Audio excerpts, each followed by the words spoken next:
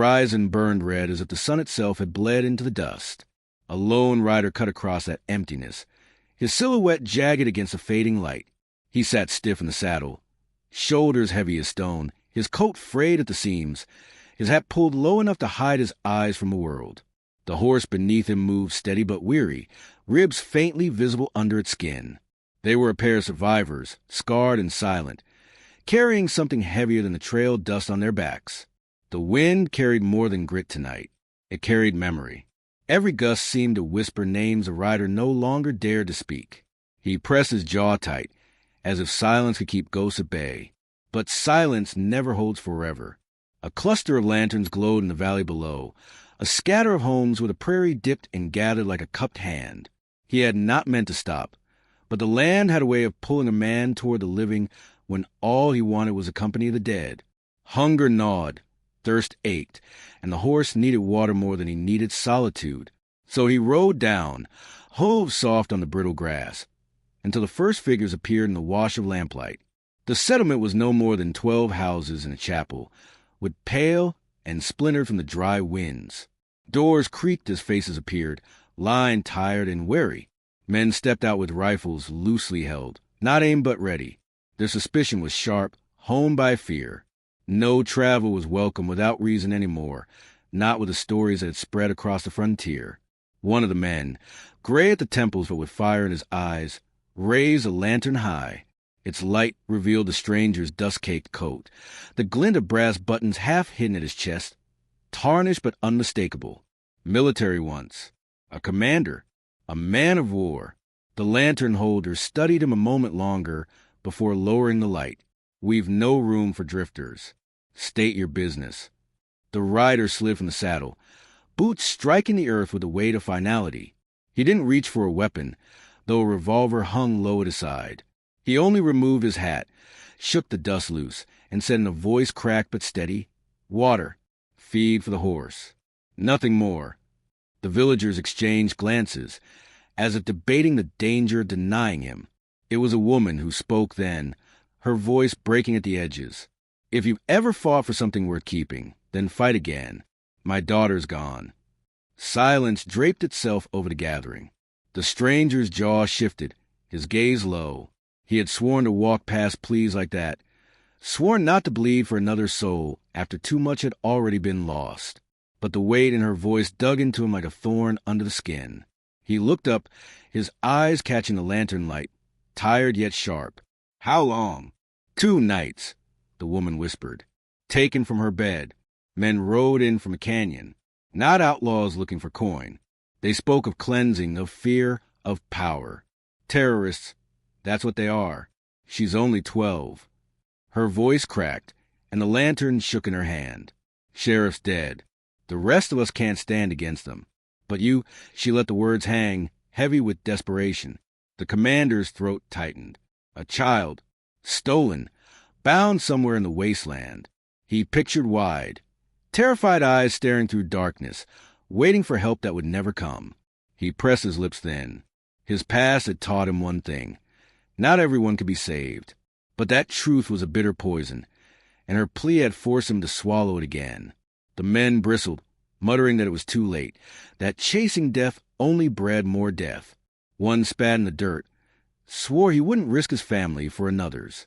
Their fear hung thick, justified and choking. The commander turned away, running his hand along his horse's mane, feeling the wiry hair between his fingers. He could ride on. No one would stop him. But in his chest, beneath scars and silence, something stirred. The wind shifted, carrying with it the faint echo of a child's laughter, memory, not reality. It tore at him. He spoke low, not to the villagers, but to the ground beneath his boots. "What do you know of their camp?" Hope flared too quickly in her eyes, fragile but blinding. The gray-templed man stepped forward, voice trembling as he described the canyon's bend, the smoke that rose by night, the horses tethered near a shallow creek. He knew only enough to draw a rough map in the dirt with his boot heel. It wasn't much, but it was enough to find death or deliverance. The commander studied it in silence, the firelight etching shadows deep across his face. Finally, he lifted his gaze, sharp as a drawn blade. "She still breathes?" The mother swallowed hard. I would feel it if she didn't. For the first time since arriving, something flickered in the commander's eyes. Not faith, but the faintest recognition of what it meant to keep going. He tipped his hat low, turned back to his horse, and tightened the saddle cinch. "You've no reason to do this," one man said bitterly, fear dripping into his voice. "You'll die the same as any of us would." The commander paused, the leather strap pulled tight in his hands. "Then I'll die with a reason." He mounted, the horse shifting under him with a snort. The lantern light glinted against the revolver at his side, against the faint brass of his coat, against the steel of his eyes. The villagers stepped back, some crossing themselves, some whispering prayers. The mother only pressed her hands together, lips moving but no sound escaping. The rider turned toward the darkness beyond the valley. The prairie stretched endless and silent, a graveyard of failed men. Somewhere in that silence, a girl waited, tied to fear itself. He dug his heels in, and the horse surged forward, hooves striking sparks against stone. Behind him, the village lights dwindled into pinpricks. Ahead, the canyon mouth yawned like the throat of the earth, waiting to swallow him whole. He rode without looking back, the storm pressing close on the horizon, the air thick with the scent of rain, and gunpowder not yet fired. The land whispered again, but no longer with the names of the dead. This time, it carried a single word through the rising wind, "Go." And he went.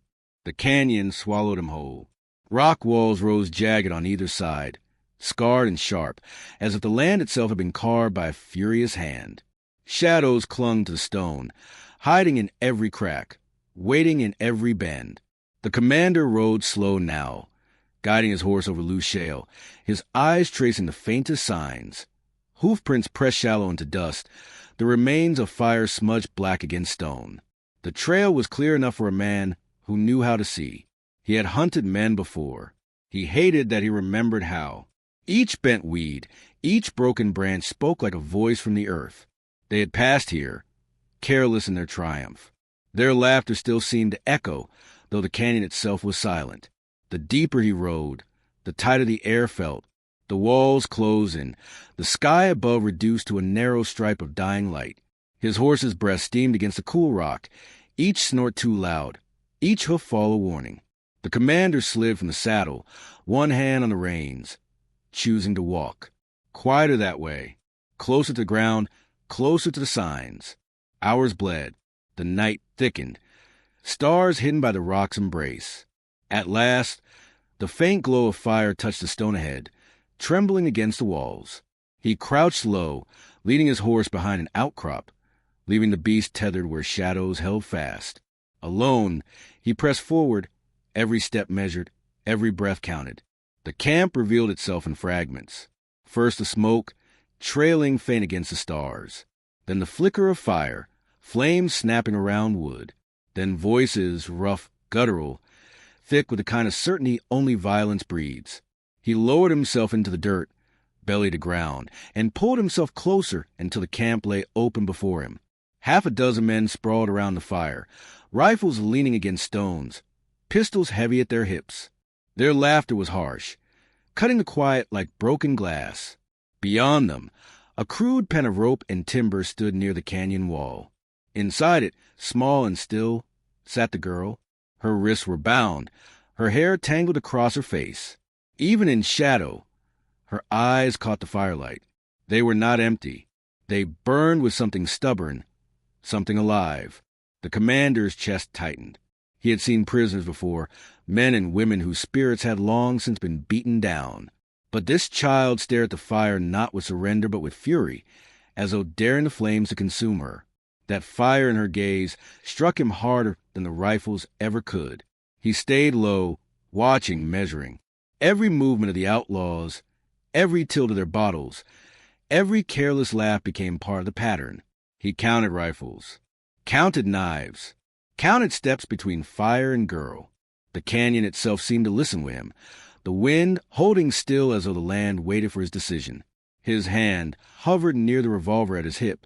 One quick strike, and he could cut the numbers down. But a gunshot would rattle these walls, bring more men down from whatever shadows they lurked in. Noise was death. He closed his eyes, forcing breath steady, forcing memory to silence. Not this way. Not yet. Instead, he slid the knife from his belt. Its edge caught the faintest light, dull but enough. He crept closer, inch by inch, until he lay just beyond the reach of the fire's glow. One outlaw staggered from the circle, bottle loose in his grip, heading toward the canyon edge to relieve himself. The commander rose in silence, shadow swallowing him whole. He was on the man before the bottle hit the ground. A hand clamped over the outlaw's mouth, the blade cold against his throat. The outlaw thrashed, but the commander's grip was iron. He didn't cut. He didn't kill. He only held until the fight drained from the man, until breath wheezed shallow and the eyes rolled back. Then he lowered him soft into the dirt, lifeless only in sleep.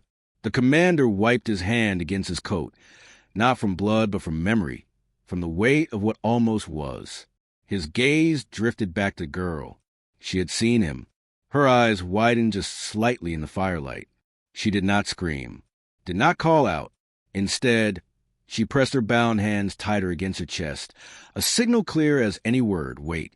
She understood silence. She understood survival. He lingered in that moment, studying her, wondering what kind of steel lived in such a young frame. She was not broken, not yet, and if he failed, it would not only be her life lost, but that fire as well. The thought clawed at him, sharper than any blade. The outlaw's laughter rose again, a harsh chorus against the canyon stone. One spoke loud, voice laced with cruelty. Tomorrow we ride. Let the town see what happens when they defy us. Let them hear her scream. Another laughed, raising his bottle. She'll beg before the sun is high. The commander's jaw clenched. He drew back into shadow, heart thundering but breath steady. He could end it tonight, but ending it wrong would end her. Timing mattered more than rage. The canyon wind stirred, carrying the smell of smoke and sweat, carrying also a whisper, the same whisper that had chased him from a valley. Go. But not yet. Not tonight. He slid back through the darkness, retracing his steps to the horse. The animal shifted nervously, as if it too had seen the fire, felt the danger. The commander laid a hand against its neck, steadying it, steadying himself. His eyes lifted once more toward the glow in the canyon, toward the girl who still sat straight-backed in pen, her stare defiant against the flames. Tomorrow would bring the storm. Tonight, he would wait, watch, prepare. He could feel the land tightening, the silence before thunder. The girl's eyes haunted him, not with fear, but with the weight of expectation. She had looked at him not as a savior, but as someone who had no right to fail. He mounted, the saddle creaking in the dark, and turned his horse toward the black edge of the canyon. Behind him, fire cracked, laughter rang, and a child's defiance lit the night brighter than the flames. Ahead, the trail stretched empty, waiting for the first hooffall of morning. The commander rode back into shadow, knowing he would return with dawn. And when he did, the silence of this canyon would be broken by more than firelight and laughter. Dawn crept into the canyon like a thief, pale light brushing stone and ash. The commander had not slept. He had watched the fire burn low, had listened to the outlaws' laughter wilt into snores, had memorized each shift of their boots in the dirt. He knew the rhythm of their breath, the cracks in their guard, the weak points in the rope that bound the girl. He moved before the sun had fully broken. Shadows still deep enough to cover him. The girl stirred at his approach, eyes catching him through the lattice of rope. She did not gasp. She did not cry out. Her silence was sharper than any blade. When his knife slid between the knots, she held perfectly still, every muscle taut but controlled. The rope frayed, fibers parting on the steel until her wrists were free.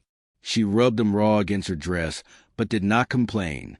When he motioned for silence, she only gave a single nod. Her eyes spoke louder than her lips ever could. "Get me out." They moved together, low to the ground, slipping between the rocks at the edge of the camp. The outlaws stirred but did not rise, the stink of last night's drink keeping them heavy in their sleep. Each step was measured, each breath held. They had almost reached the shadowed bend when a bottle tipped and shattered. A man cursed half awake, eyes slitting toward the sound. The commander froze, one hand steady on the girl's shoulder, willing her to stillness. The outlaw muttered, rolled onto his side, and settled again. Only when the air settled back into snores did the commander press forward. They reached the tether horses. He chose the quietest, a dark mare with tired eyes. He lifted the girl onto the saddle first. She gripped the horn tight, not trusting the animal, not trusting the ground beneath her. He mounted behind, taking the reins in one hand, holding her steady with the other. The mare's hooves struck soft against the earth as they moved into the canyon's throat. But silence is fragile. The girl's freed rope trailed, brushing stone. The faint sound, nothing more than a whisper, carried down the rock like thunder. A shout broke behind them. Gunfire cracked. The canyon exploded with noise. The commander spurred the mare hard, her hooves pounding into the earth, sparks flying against stone. Bullets shrieked past, slamming into rock, throwing dust and shards into the air. The girl ducked low against him, breath sharp and ragged, but she did not scream. They burst in the canyon into open plain, morning light pouring over them like fire. The outlaws followed, their horses fierce and wild, their rifles glinting in the sun. The chase tore across the land, hooves hammering, wind tearing, the commander's eyes scanning for escape. Smoke rose ahead. Not campfire smoke, but darker, thicker. The outlaws had set fire to the prairie, choking the horizon in a rolling wall of flame. Heat struck them even from a distance, waves rippling the air. The mare balked, trembling beneath the weight of choice. The commander yanked the reins hard, cutting away from the fire, searching for cover. He spotted the jagged outline of an abandoned church, its steeple cracked, its roof half fallen, bones were jutting against the sky. He drove the mare toward it, heart pounding like a war drum. They burst through the broken doors, the mare skidding across the warped boards. The commander pulled her to a stop, swung down, and lifted the girl gently to the ground. She staggered but held her balance, chin high, eyes still lit with that fierce defiance. The silence inside the church was suffocating. Dust motes swirled through shafts of sunlight that pierced the broken roof. The air smelled of rot and old wood, of prayers long since abandoned. The girl's gaze lingered on the shattered cross at the altar, its beams fallen, but still clinging together. She turned to him then, her voice low but steady. "Why did you come?" The question hit harder than any bullet. He opened his mouth, closed it again. His tongue felt heavy, his throat dry. He looked at the cross, at the broken wood, at the hollow that echoed inside him. Finally, in a voice so quiet it seemed the dust itself might smother it, he said, "Because I couldn't save the last one." The girl studied him, unblinking. She did not ask who. She did not need to. The answer lived in the way his shoulders bent, in the scars hidden under his coat, in the silence that clung to him like a second skin. For the first time, she softened, not much, just enough that her gaze lost its edge. She stepped closer, small hand brushing against his arm, grounding him. For a man who had been drifting through ghost and dust, that touch felt heavier than a battlefield. Outside, hooves thundered. Voices rose, sharp and cruel, echoing against the plain. The outlaws had found them. The church shuddered as gunfire ripped into its walls, splinters spraying into the air. The girl flinched, but her jaw stayed firm. The commander pulled her close, shielding her with his body as he drew his revolver. The first shots he returned shattered the silence. Each report echoed through the church, loud as judgment. Outside, men cursed, horses screamed, wood cracked. Smoke from the burning prairie drifted in, curling through broken windows, stinging their eyes. The girl clutched his coat, not in fear but in defiance. She whispered something low, almost to herself, but loud enough for him to hear. "They won't break me." Her words struck through the roar of battle, cutting clean. He looked down at her, saw the fire in her eyes, and in that moment, something inside him shifted. This was no rescue of innocence. This was survival of spirit. She was not his burden. She was his mirror. The church groaned under gunfire, with splintering, glass shattering. The commander reloaded with practiced hands, jaw set like stone. He had run from battles before, but not this one, not with her. The girl pulled at his sleeve, pointing to a narrow crawl of broken boards at the back of the church. A way out, small and jagged, hidden by debris. She had seen it before him. She had the eyes of someone who had learned to find cracks in cages. He nodded, breath steady despite the storm outside. He squeezed her shoulder once, firm but gentle, then motioned for silence. She understood. Together, they crouched low, slipping toward the broken back wall as the gunfire tore the front to splinters. The outlaws shouted, certain they had them cornered. But cornered things fight hardest. And as the commander pushed the girl toward the crack of light beyond the boards, he knew the fight was not finished. Not yet. Rain came first in whispers, a soft patter against the boards. Faint as breath, gathering in strength until the skies split open. The storm that had been stalking the horizon finally broke, its voice rolling through the plains like a drumbeat of war. Lightning slashed white against the night, throwing the ruined church into stark relief. The commander crouched low, one hand steadying the girl as they pressed toward the back wall. Gunfire rattled the front. Each shot a hammer, driving deeper into the wood. Splinters burst, dust choking the air. The girl kept her chin high, eyes fierce, but her small frame trembled with the force of the storm outside and the storm of men beyond. He guided her through the narrow crack in the boards, pushing her into the wet grass beyond. She landed hard, palms scraping, but she did not cry out. She only turned, breath ragged, and reached back for him. He followed, rolling into the storm with her, his revolver clutched tight, his jaw set. The outlaws had fanned wide around the church, their torches and rifles spitting fire into the rain. Thunder swallowed their curses, lightning painting their faces in brief, twisted flashes. The commander pulled the girl close, shielding her behind a rise of stone, every sense alive with danger. This was no battlefield of lines and orders. This was chaos. Every man for himself, every shadow a knife. The commander had lived here before. He had buried friends here before. But tonight, he would not bury her. He counted the flashes, 1, 2, 3, and 5 with the rhythm of the storm. A figure dropped, another staggered, the chaos folding around the gunfire. The girl covered her ears but kept her eyes open, unflinching, as if to prove she was part of this fight too. The outlaw leader's voice cut through the storm, deep and cruel. He rode high on a black horse, coat whipping in the rain, rifle raised. His words were half drowned by thunder, but their meaning was sharp. "Give her back, soldier, and I'll let you crawl away. She belongs to fear now." The commander rose just enough to be seen, rain coursing down his face. His voice carried low, steady, heavy as stone. "She belongs to no one." The leader laughed, a sound without humor, and spurred his horse forward. The clash came sudden and brutal. Men surged from both sides, steel and fire colliding under lightning's gaze. The commander fought with precision, each shot measured, each movement controlled. He was not a man in rage. He was a man at war with his own past, using every breath to carve a path forward. The girl, pressed against a stone, refused to vanish into fear. When one outlaw broke through, reaching for her with mud-slick hands, she seized a shard of broken wood from the ground and struck him across the face. He howled, staggered, and the commander finished the fight with a single merciless shot. The girl's chest heaved, her hands shaking, but her eyes did not waver. The battle thinned, rain drowning the torches, mud swallowing boots. Only the leader remained, dismounted now, his rifle gone, his knife glinting under the storm. He circled the commander, eyes gleaming with hate. "You've already lost once, haven't you? That's why you're here, trying to scrub the blood from your hands with hers." The commander's breath came heavy, but his grip on the revolver did not falter. "Maybe I lost, but not tonight."